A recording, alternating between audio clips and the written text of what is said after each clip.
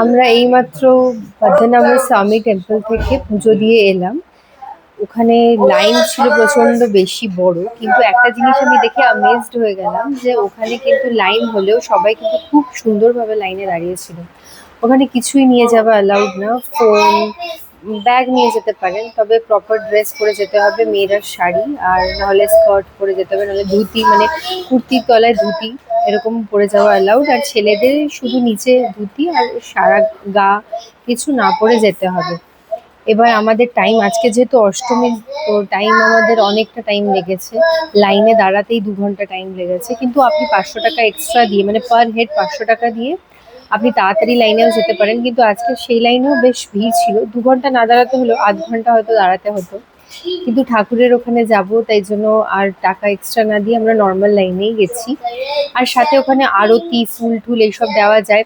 মানে আপনি 50 টাকা দিয়ে একটা ঘিয়ের বাতি জ্বালাতে পারেন, কিন্তু ওই 50 টাকা আপনি দিলে ওরা আপনার হয়ে ঘিয়ের বাতি জ্বালাবে, এই না যে আপনি দিতে পারবেন। আর অর্চনাও তাই, অর্চনার জন্য 20 টাকা দিলে মানে ওরা আপনার হয়ে অর্চনা দেবে, আপনি নিজে কিছু দিতে পারবেন না। তো এইসব জিনিস মাথায় রেখে বেশ ভালোই দর্শন হলো। আর এরপরে আমরা যাচ্ছি কন্যাকুমারীতে, তো নেক্সট ভিডিওতে আপনাদেরকে সেই সবগুলো আপলোড করে, সেই নেক্সট ভিডিওতে কন্যাকুমারীতে যে যাচ্ছি সেটার ব্যাপারে আপনাদের ডিটেলসে বলবো। এই হোটেল থেকেই, রূপমহল থেকেই আমরা গাড়ি বুক করেছি। আমাদের গাড়ি এখানে যেটা ছিল, যেহেতু লাগেজ অনেকটাই বেশি, এই যে এতগুলো হওয়ার কারণে আমাদের ওই গাড়ি যেটা হোটেল থেকে বুক করছি ক্যারিয়ার ছিল না বলে আমাদেরকে আবার উবের থেকে বুক করলাম।